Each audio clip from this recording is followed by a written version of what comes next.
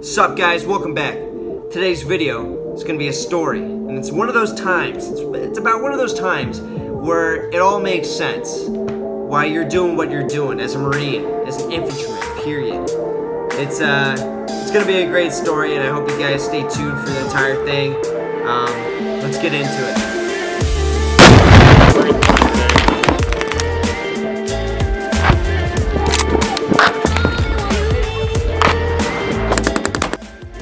There I was, in the middle of the desert, 29 Palms, California.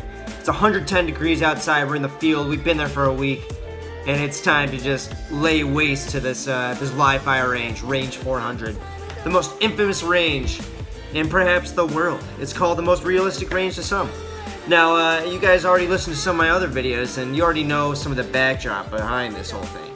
So, today, I'm just gonna start where I left off, which is we woke up, we were ready to go and tackle this range one more time, one last time, and we start off with the 500-meter run. And once we finally reach that hill, we shoot off that Bangalore. The Bangalore goes boom! We all run up that hill. We're going towards the enemy, and we're just not stopping it at all. We've got mortars on our side, we got machine guns already in place, and we are ready to go. So, all the platoons, all the rifleman platoons go down the hill, and we're falling over each other. We're just trying to get down there as fast as possible. It is absolute mayhem, and we love it.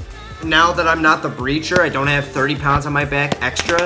I've got just myself and my grenade launcher and my rifle. That is all, and I'm feeling fucking brilliant, even though it's 110 degrees. We go off, and we start reaching the wire. The wire is the obstacle where I left off on that previous episode that I gave you guys. This is the thing that killed me. This time I just get to go and sit down and watch out for the enemy while some other guy does the breaching job, so easy peasy. It's going well so far, and even though we're all hot and we're all exhausted from all the days prior training, we're feeling alright. We get through that wire and we start running across that thing, going through the smoke where there's machine gun bullets going over our heads, and it's just this beautiful grand design that our company commander had. And we're going through now. We're sprinting 2 miles to this trench system that's naturally made, and it's just, we're about to go and stage for an attack when we get inside there. There's mortars dropping in there at this very second. There's machine gun bullets going right over this thing. And we're running to it so that once we get inside, we can stage for the attack on the enemy trench system that they built just 100 meters away. Again, this is a range. This is a training range in the Marine Corps, and this is how intense it gets. These are the kind of missions we do, even just outside of combat. We get inside there, we finally reach it. And the entrance of it, it's funny, I found a video of the exact entrance that is plagued in my mind. And the entrance of it, there's mortar shells that are unexploded, just laying there, right in front of there. There's one on the left, there's one on the right, there's freaking, the mortar fins sticking out of the dirt. And we're all screaming out like, hey, don't step on the left, don't step on the right, don't... Like, watch out for that rock. There's a mortar right behind it, you know? That we're watching out for each other. We're making sure we don't step on a mortar that's just smoking there, just laying inside the trench that we're trying to get inside. It is absolute mayhem, like I said. So we get all of our Marines inside there. We get 2 platoons, 60 Marines in there. We got a platoon doing some other stuff. We got machine guns overhead. We got all these mortars. And this is, going inside this trench was one of the biggest deals for me personally. I had finally made it to the assault portion of this objective. And even though I wasn't the breacher this time, I was actually going to be the grenadier, the first person that goes into the enemy trench. I was going to be that person, along with my friend Zoo. We call him Zoo. Me and Zoo, we're lined up right inside this trench. We're all lined up like World War I, like the videos you see of World War I.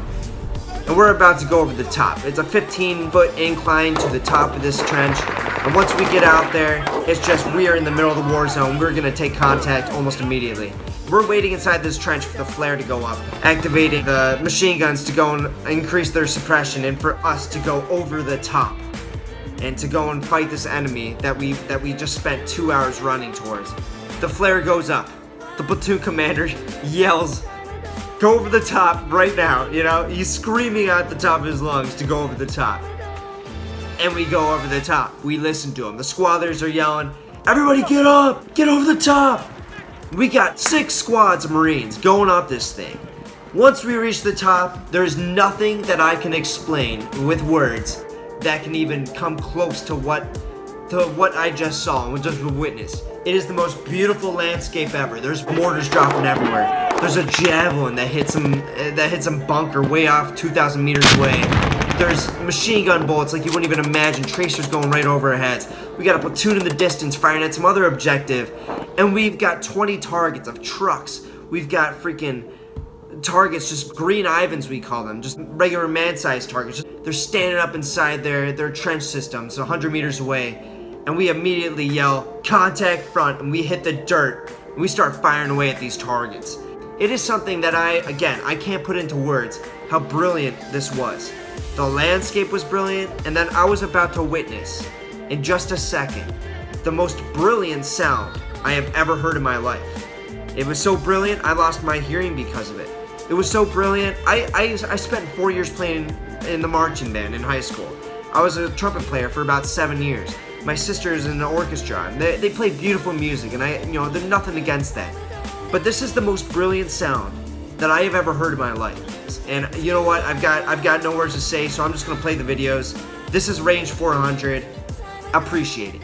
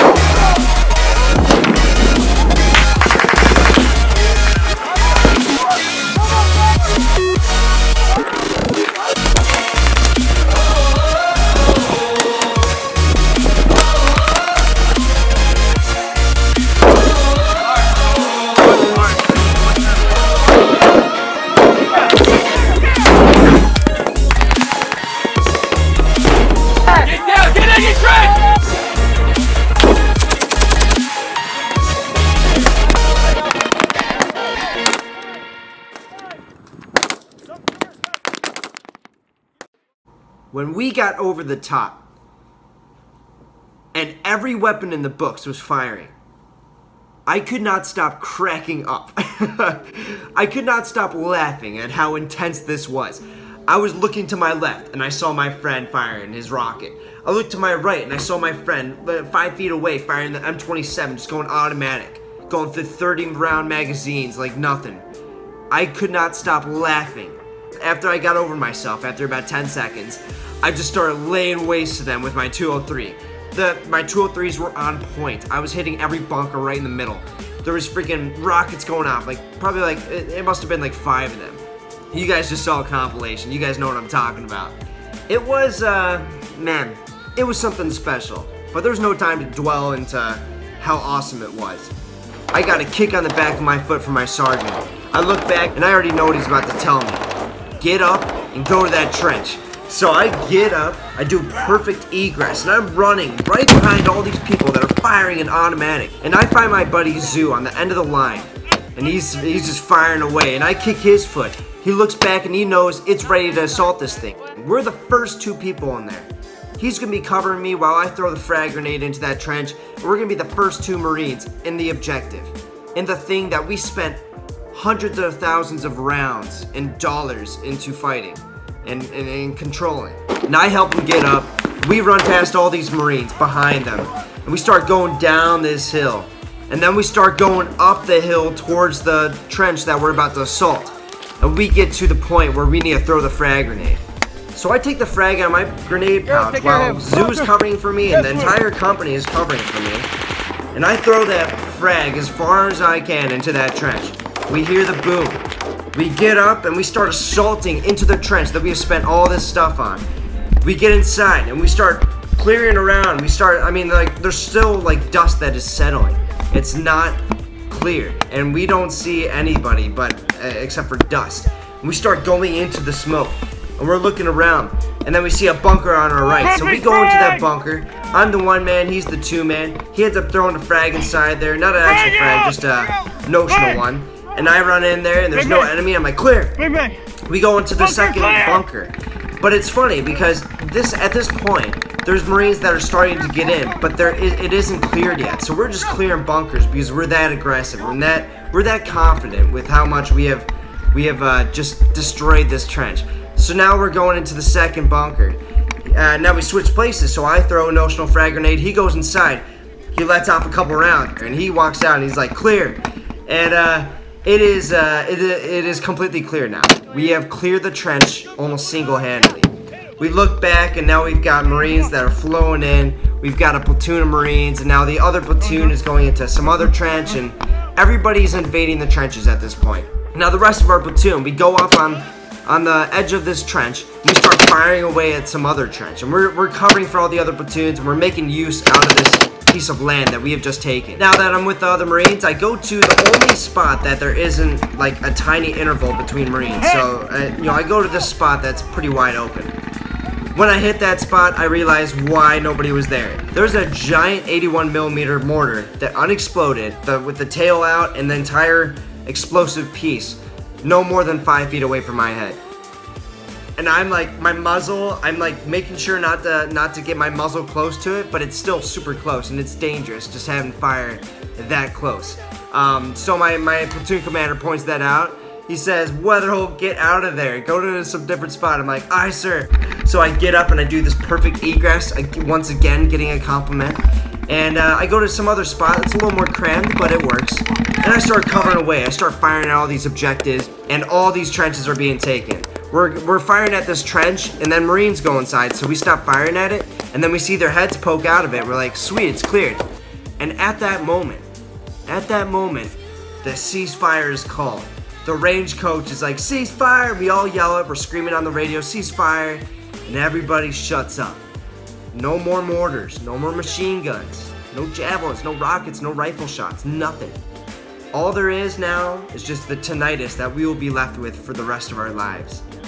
The ringing in our ears, forever remembering, this is what caused it. This is the most intense thing in the world. This is the greatest sound you could experience. Forever implanted in my brain until I die. We end up clearing all of our ammo in the middle of the trench, and we're on this line. And I don't think I told you guys, just like the other videos, I need to tell you again, it is 110 degrees outside. We just got done running 5 miles with 50 pounds on our back in extreme intensity. We are now lined up next to smoldering debris, freaking mortar shells, hot brass, spent rockets, and just random pieces of wood that are on fire. It looks like literal hell.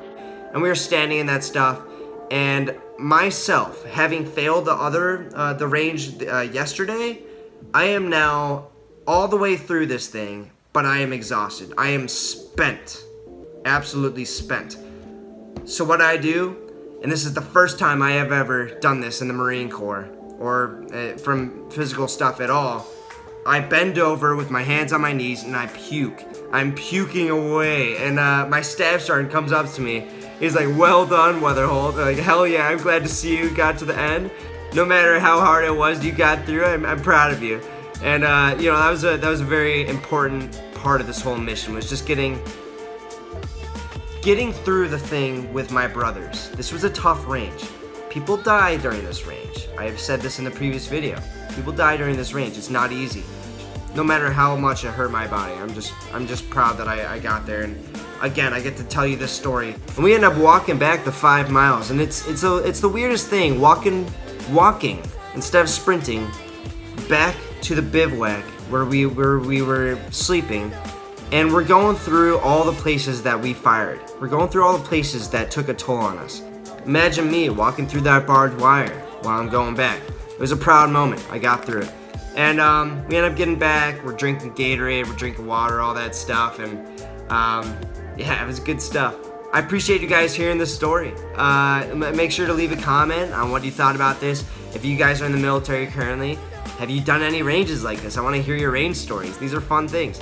And yeah, I appreciate you all listening up. Make sure to like the video, subscribe if you really enjoyed it, and I will talk to you guys in the next one.